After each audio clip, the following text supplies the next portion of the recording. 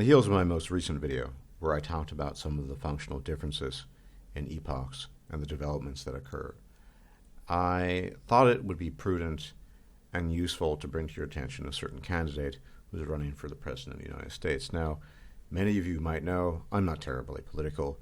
I don't side with the left or the right. I tend to think of issues as issues.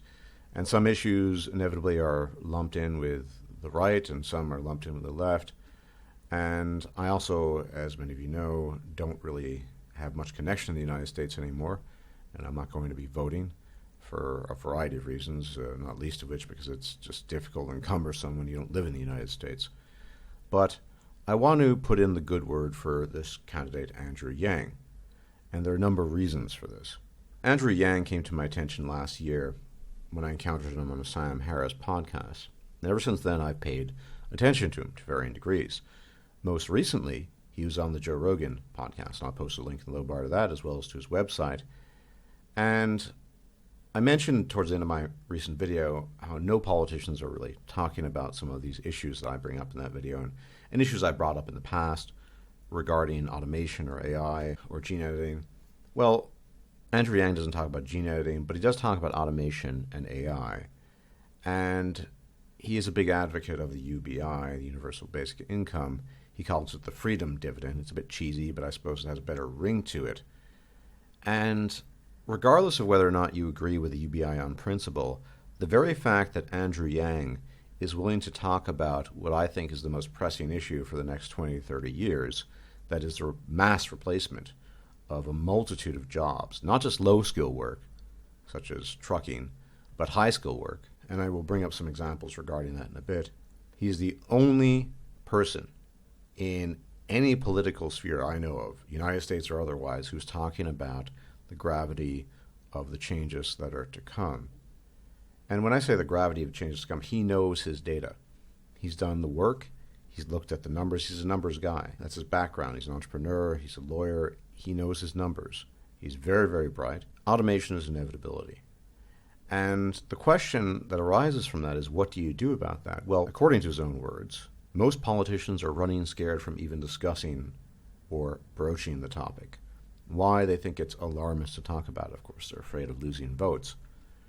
But I support Andrew Yang just on this one principle alone because it's so big. His other ideas may or may not be that good. It really depends on how you view things. He's definitely on the left politically in terms of his thought processes. But I don't think we can really move forward politically, socially, civilizationally without addressing some of these key issues. Now, automation isn't in itself a bad thing. It's going to streamline things. And presumably, anything that's automated will do a better job than the corresponding human. After all, that's why things are being automated. But the net loss of jobs will be in the tens of millions across the United States and elsewhere. And one of the sectors he's working in is in trucking in the Midwest. He's been talking to a lot of truckers.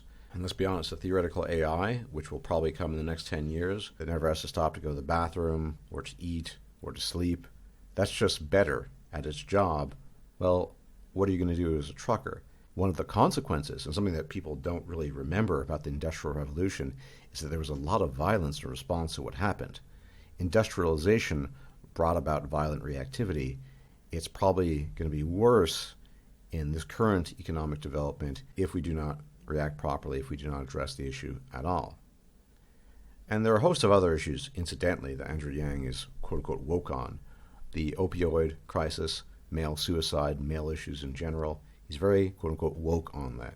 And whatever you think of his individual politics, the fact that he's aware of this and talks about it openly is a very, very big step forward. Now, some of the terminology he would use is not the terminology I would use. He doesn't talk about things like cognitive divide, but I think he's aware of certain things.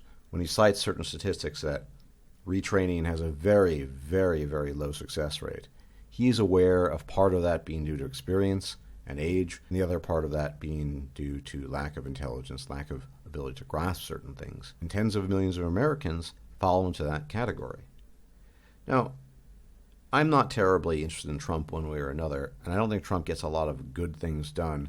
He's okay. He is what he is. He's a blockade to the far left, you might call him. But Andrew Yang is talking about, as I said, the most salient issue of our time. Now, do I think he's going to get elected? Probably not. Almost certainly not. But we can just let things evolve and just happen and deal with some very unpleasant consequences. Sure, in the long run, we may get by it okay, maybe. Or we can be preemptive and we can look into things. Andrew Yang is also very cognizant of certain statistical data that no one else is willing to talk about. For example, that when you're under duress or stress because you can't pay bills, your functional IQ drops an entire standard deviation. He's willing to talk about that and mention that. So I can't think of any other candidate who's more relevant at the moment. Every other candidate is either stuck in the past or afraid to talk about certain realities that we inhabit. Now, a lot of people are really partisan. A lot of people will identify him as being on the left and say, no, no, no, no, no, no way. And a lot of people on the right would never vote for somebody like this. Now, I get that. I'm not personally interested in partisan politics, and I'm especially not interested in so-called wedge issues, abortion, what have you, gun rights. I don't care one way or another. I do think these are wedge issues, incidentally. But the biggest economic transformation that has ever been seen by humanity is something I think that warrants special attention. And if you want to look at UBI or automation AI as a singular issue or wedge issue, you're welcome to it, but it probably is the biggest wedge issue of our time. Now, there are certain jobs and sectors that will be immune to automation for some time to come, electricians, carpenters, because of the fine mechanical work that's required.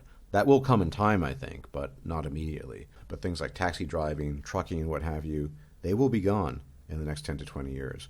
Moreover, it's not just the low-skill work, as I mentioned prior.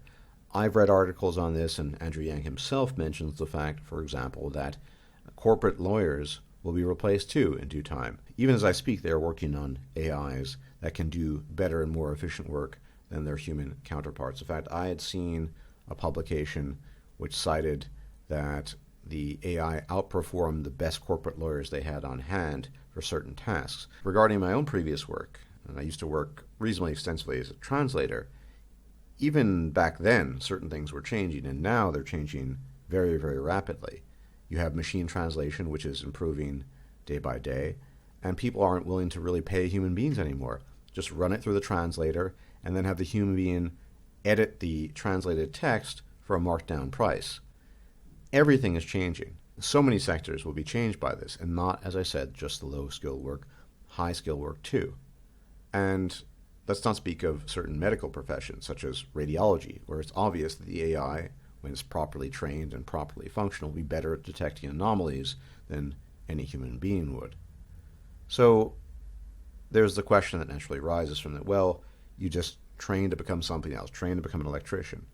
Well, maybe, but then again, not everyone can be an electrician, not everyone can be X, and moreover, if everyone trains to become X, there's suddenly an oversaturation in the job market that will possibly bring down wages for the people in question. So it's not as simple as just train and become X. And so in this sense, Andrew Yang is very cognizant of the difficulties to come. I'm simply saying that we need to think adaptively regarding some of these very pressing issues. And we can't get locked into an ideological paradigm that may or may not be applicable. And it is interesting that unusually, or perhaps not so unusually, certain tech entrepreneurs are supporting the Yang campaign, if only because of enlightened self-interest. These people are actually working towards replacing human beings and displacing these jobs, but they know that when that happens, that could lead to disaster for themselves in the long run, and so they support that. And as if to put his money where his mouth is, he's supporting two families in the United States by donating out of his own wallet $1,000 a month to them to see how it works. And so I think he has a lot of credibility. He has a very robust background in business. He's familiar with tech. He's very intelligent. He's articulate. He knows his history.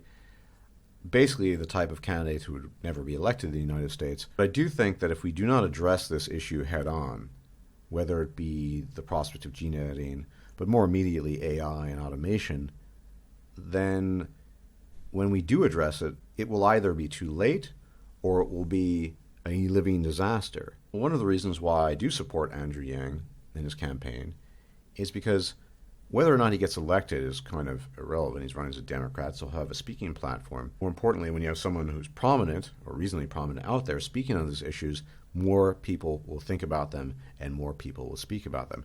For example, let's say Andrew Yang is completely unsuccessful in his bid to become president, which is very likely, let's be honest. But let's say that in some sense he's successful because he gets the word out about automation and AI and the changes that are to come in the not too distant future.